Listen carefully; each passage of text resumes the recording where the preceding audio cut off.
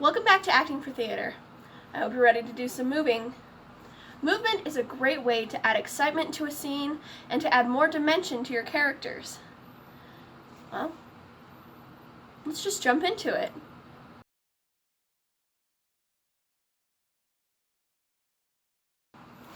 Every character is different.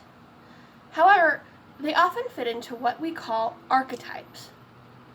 Now, what is an archetype? An archetype is simply a broad category that people or things can fit into. Sometimes a character will fit into more than one archetype. For example, in The Lightning Thief, Annabeth may be a hero or she may be a caregiver. When it comes to archetypes, there are no right answers. There are only things that we can discover. Now, each archetype moves differently. Today, we're just going to go over 4 of the big ones. First up is the hero. Now, what words come to mind when you think about a hero? Maybe strong, or warrior, or fighter. Maybe protector or defender. Now, how would you think that a hero moves? How do they stand? Do they have their chest out and their shoulders back? Do they have their chin up? What about their arms? Do they swing strongly when they walk? Or do they not move at all when they move? Let's see. Are they slow or are they fast? Which part of their body do they lead with? Do they lead with their chest? Maybe they lead with a certain shoulder? Maybe they lead with their heads. Which part of your body that you lead with varies from character to character and archetype to archetype. So when I move, I lead with my shoulders when I move.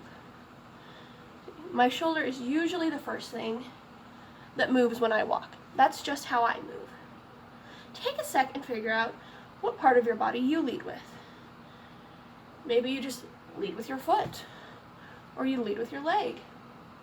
So, which body part do you think a hero leads with? Give it a try.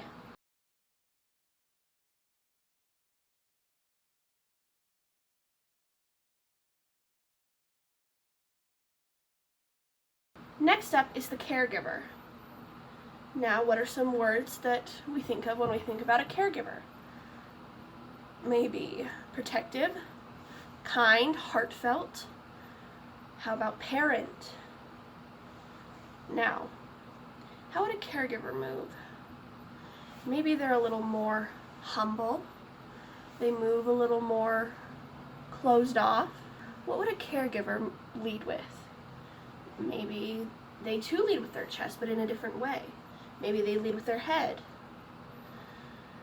Do they move quickly, or is it more slow and more careful? Are their steps stronger, or are they a little softer? Give it a try.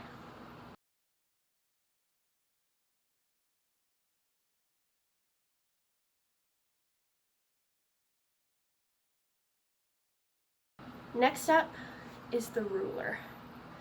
What do we think of when we think of a ruler? Sort of like the hero, we think strong, but do we think of somebody who looks down their nose at people? Do we think somebody with a lot of flair? Do we think of somebody regal? Somebody who's well-dressed and always knows what's going on? How would the ruler move? Perhaps they lead with their shoulders.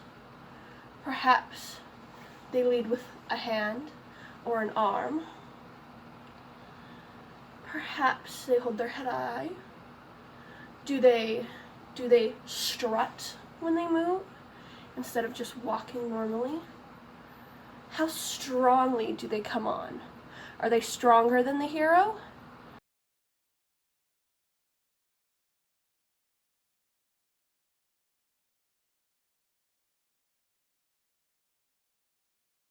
The 4th archetype we'll cover today is the Trickster.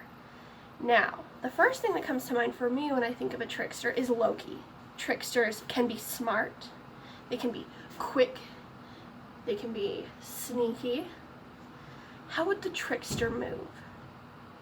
Well, would they move quickly? Would they move so nobody can catch them? Would they move like they're trying to escape something? Would their movements be fluid, or would they be more fidgety? What do you think? What part of the body would a trickster lead with? All right, let's see, give it a try.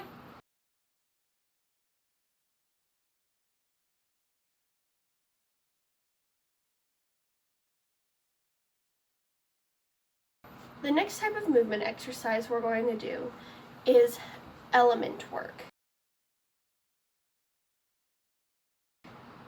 Now, when I say element work, what is the first thing that comes to mind?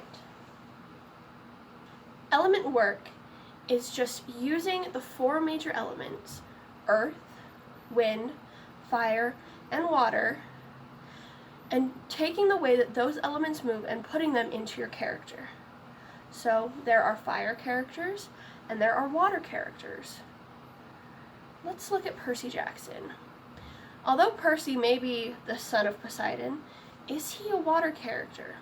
Well, let's look at how the different types of element characters move. Now, a fire character is somebody who will move stronger, but also with more passion, and he might be faster, he might be a little more frantic, a little more nervous, a little more jerking around, whereas water characters would be a little more mellow, but they still have that potential to be powerful and to make an impact on other characters.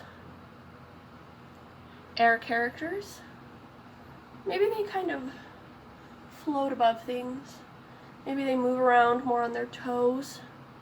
Maybe they don't seem as bothered when they move. What about earth characters? Earth characters are those strong characters. When they walk, you can hear it coming. They hold themselves proudly, and if you tried to knock them over, boy, you would not be able to, at least not very easily. Give each element a try, and see what kind of element character that you would be.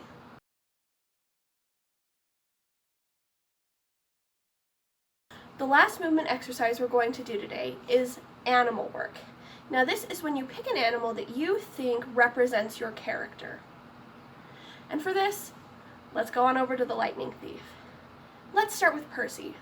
What are some animals that we can associate with Percy? Well, maybe a dolphin, maybe a wolf.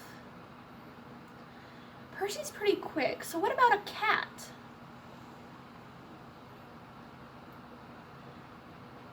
What about his mom, Sally? Well, Sally is pretty strong. She's quiet. So what about a cat for Sally? Maybe she's a bird. We see a lot of action come from her, so maybe she's a mama bear. Next up, let's look at Annabeth. What kind of animal could Annabeth be? Well, she's the daughter of Athena, so maybe an owl. Let's see. Annabeth could be a tiger, or something powerful and graceful like a horse. What about Grover?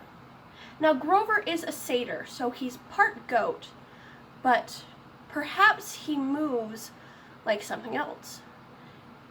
Grover's nervous a lot, so maybe a squirrel.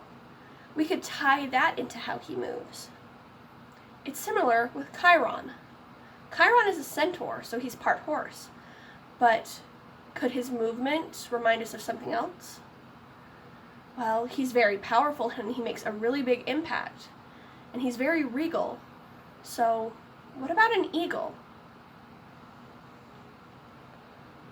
Let's look at Luke. Luke is very smart. He's very quick. Could Luke be a fox? What about a spider? He's very careful. How about a lizard? Could Luke move like a lizard? Finally, let's look at Clarice. Clarice is a daughter of Ares and she is proud of it. Maybe Clarice moves like a bull. You do not want to get on her bad side. Maybe she moves like a wolf, powerful yet cunning. What about a bear, willing to get in there and defend what's hers? Once you've decided what your character's animal is, I suggest looking up videos of how that animal actually moves.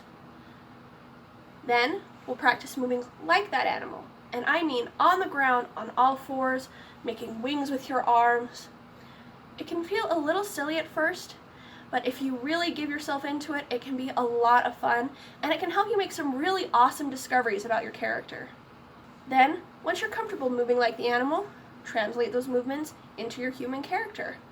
So instead of flying like an eagle for Chiron, maybe you just stand with your shoulders a little straighter. Your challenge today is to find an animal that fits your character. Practice moving with that animal, and then, with your parents' permission, go ahead and film yourself practicing and send the video over to our exclusive Facebook page. Thanks so much for joining me today. I had a lot of fun, and I hope you did too. And as always, have fun, actors.